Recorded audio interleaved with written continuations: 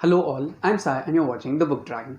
Now, if you've been following my channel for quite a while, you might have observed me using certain terms which are not used in any other niche or category of YouTube in general, and they are so specific to Booktube. So most of the people following Booktube channels are those who want to get into the habit of reading, and they might not be that much familiar with those terms. So in this video, I'm going to try and explain the meanings of certain terms which we use in Booktube. They are all fun, they are very exciting, and if you do learn these and if you understand these, try using them while you're speaking about books to people, because they will make you sound a bit more professional in terms of reading. So without any further ado, let's get into the video. To start everything with, first, what is Booktube? Now, Booktube is nothing but a small category or community of people in YouTube who are very much interested and focused towards reading books and listening about books and discussing books in general. Now, in any normal Booktube channel, you will come across book reviews, book tags, book videos, bookish roasts, and every other thing. Just like in any other category, this also has a lot of controversies, but it's very much fun. And if you do engage in Booktube conversations, I'm sure that you will get drawn into this world of reading and you will definitely love it, because all the people in this one, they are intellectuals and they are very sweet people in general. TBR, the full form is nothing but to be read. Now, every bookworm out there has at least like 10 to 15 books which they have not read at all, and it is very much useful during times like these, because we are not able to buy books, and our TBRs help us the most, because as much books that we have that are unread, we can read them at any time. And I'm a person who likes to keep my TBR pile up to like at least 10 or 15 every time, because I need a variety to read always, and that's what a TBR is. Wrap up or reading wrap up. Now, this is nothing but a video in which the people talk about all the books that they have read within a specific amount of time. I also do monthly wrap-ups always, and if I do end up reading a lot more than normal, then I split up the wrap-up into two parts, that is one during the half of the month and one during the completion of the month. And the wrap-ups also help us to show our progress, and also in order to make other people motivated in order to read more. ReadAthon. Now, this is nothing but a group of people reading together, but the special thing about this group reading activity is that people decide and tend to read a lot more than they normally do, and it is usually very fun. It is categorized in many ways. There are a lot of props which you can pick. It involves a lot of conversations in social media, and it is very fun as well. ReadAlong or buddy read. Now, this is one of the best activities when it comes to Booktube, because it helps develop the community as a whole, the reading community as a whole, because it helps people who are reading the same book at the same time to come together and discuss what they are feeling about the book.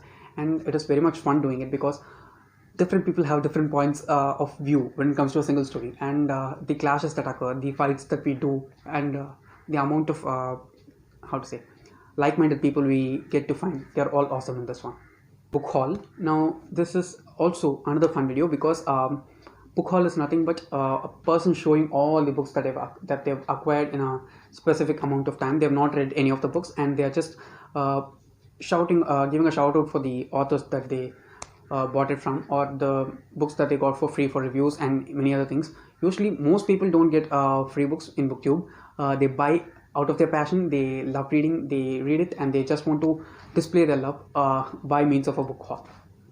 Book talk. This is generally a spoiler filled video in which people who have read a book altogether, they come together and discuss everything in detail. They dissect the book, they dissect the characters, they see all the flaws, they see all the good things, and it gives this very good amalgamation of good, also bad, but everything within the same book. DNF, my most favorite word when it comes to boring books. DNFing means do not finishing, or did not finish a book. DNF stands for do not finish or did not finish, and this just refers to books that you have not finished because you don't feel that much gravitated towards the story, you don't like the plot that much, or it seems a bit boring, or you just don't like it, you just hate the characters, or many other things like that.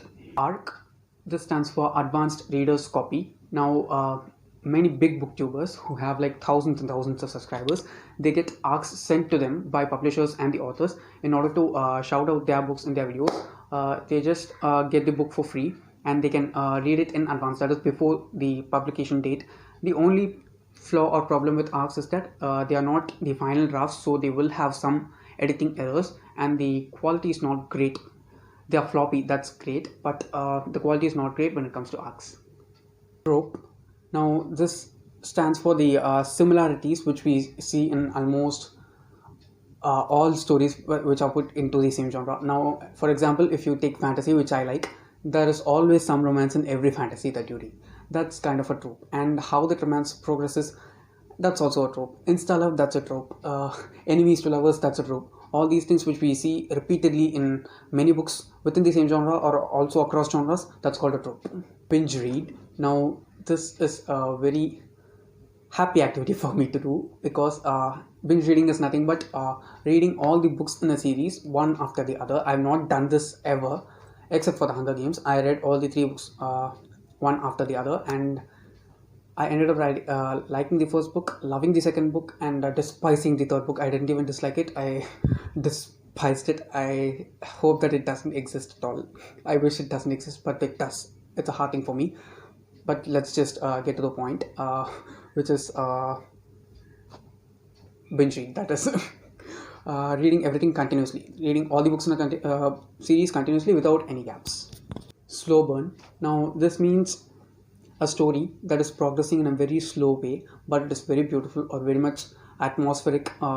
That's how the story needs to be told. That is called slow burn. And slow burn stories are not stories that are boring, but they are slow and they are beautiful as an experience. Ghostwriting. Now this is an activity in which not booktubers do, but some very few authors do. This is the role in which the author pays a small amount of money for another person in order to write their book, and the end product is that the one who pays the money, they'll get all the profits out of the book, and they'll also have this very confidential agreement with the writer who writes the book that they should not expose themselves. They just get paid a small amount of money, amount of money, not a small amount, amount of money, and that's how ghostwriting works. Next, 3 terms together: middle grade, young adult, adult. Young adult is also called YA, so it'll be easier for reference if you're watching any other videos from now on. And middle grade is nothing but it is focused towards a younger audience, that is kids from 8 to 13 years of age or 8 to 12 years of age. They are the main focus when it comes to middle grade books. And young adult books, the teenagers are the main focus.